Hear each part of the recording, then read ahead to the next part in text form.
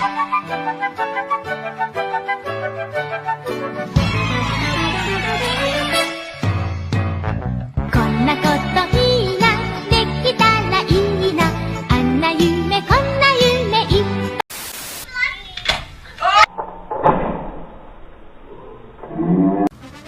too tight. Walter Melante, University of Florida. Go Gators. What's up, YouTuberverse? It's your boy RB back again for another one. Broncos head coach Sean Payton ripped Nathaniel Hackett a new one and tells the world that Nathaniel can't hack it.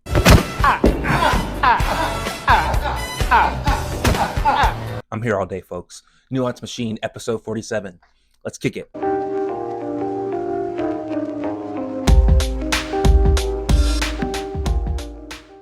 All right, before we get started, please hit that like and subscribe button. Also, please check out my shop, breezysprints.com, where you can find all original designs printed on high-quality tees, tank tops, sweatshirts, and hoodies. All designs are done by yours truly, and without further ado, let's get into it. Sean is a highly successful coach that comes from the Bill Parcells coaching tree.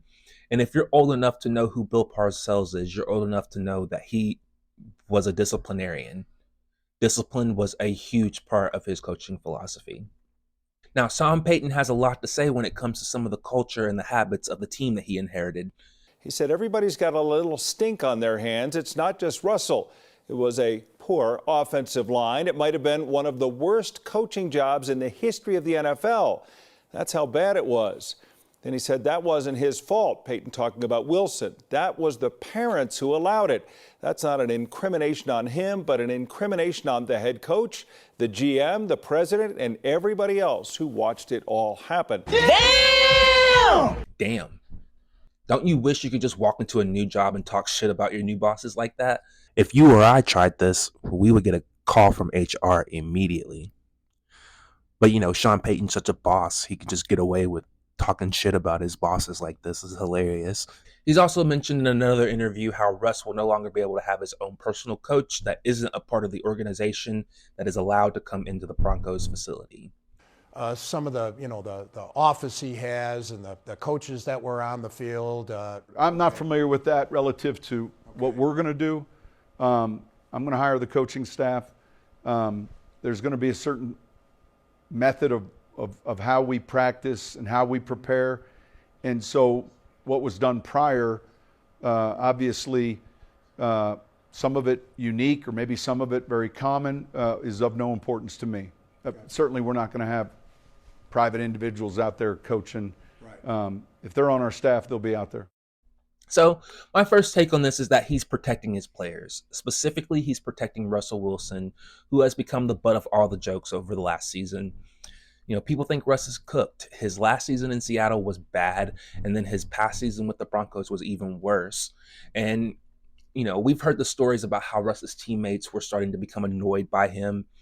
You know, like I said, like he had his own personal coach in the building or doing lunges on the team plane after a game when everybody's just trying to rest. And look, Sean Payton's just trying to reel that Russ fatigue back in a little bit. Sean knows that it's tough to build a winning culture if the team doesn't believe in the quarterback.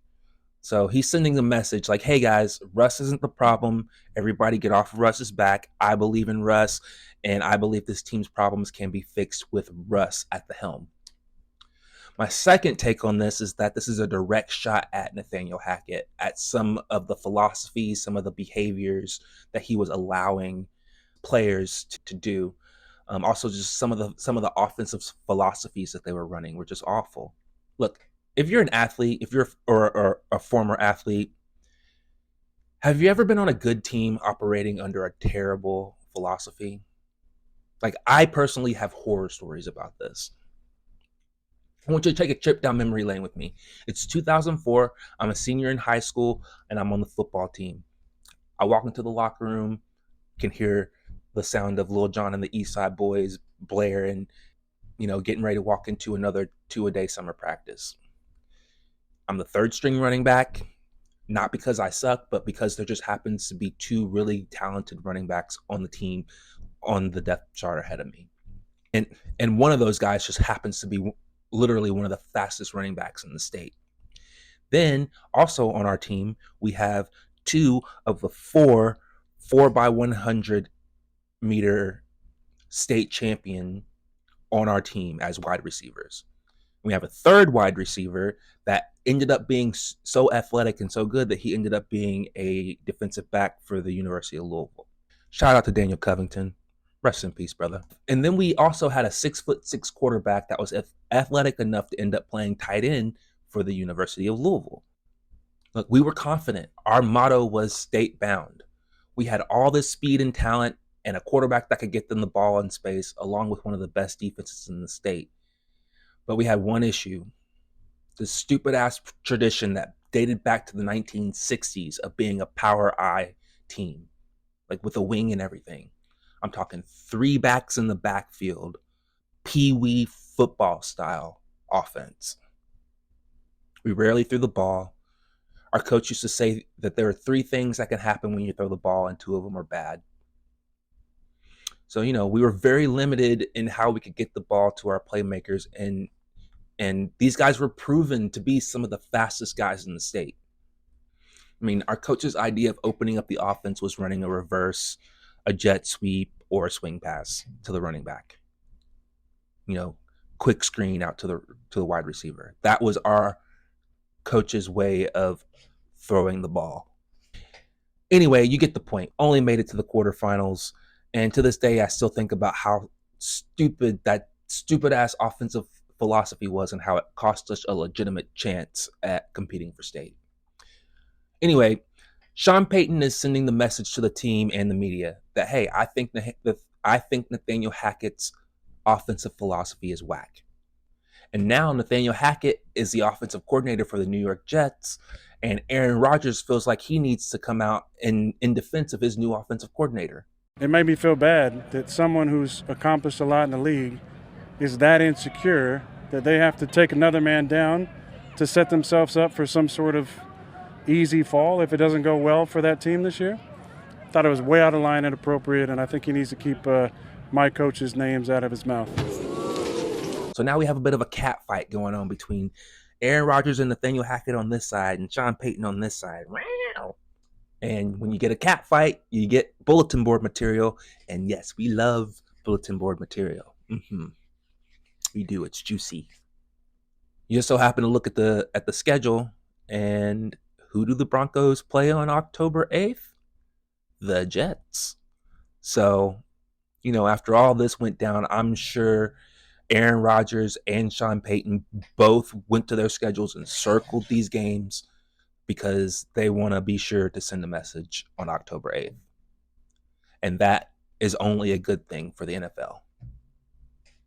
We love it when players are circling games on their schedule. That's the best. And look, even though Nathaniel Hackett is acting like he's trying to ignore Sean Payton, I actually think he should low-key take the constructive criticism. Like, why on earth did you think it would be okay for Russ to have his own personal coach? Where do they do that at?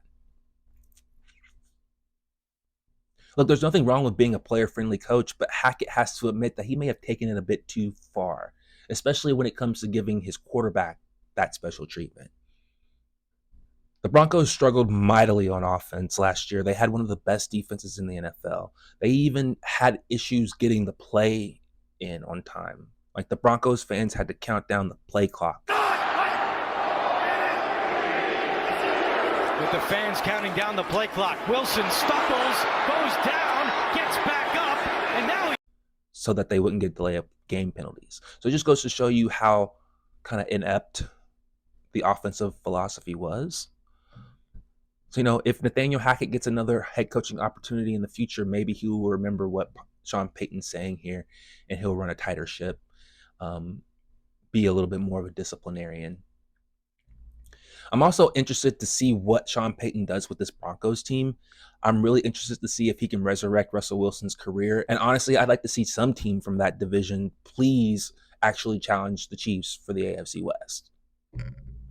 Somebody. Anybody. Anyway, that's going to be all for this one, guys. I'll see you on the next one. Can't wait. Love you guys. Peace. Dark side, light this bitch up.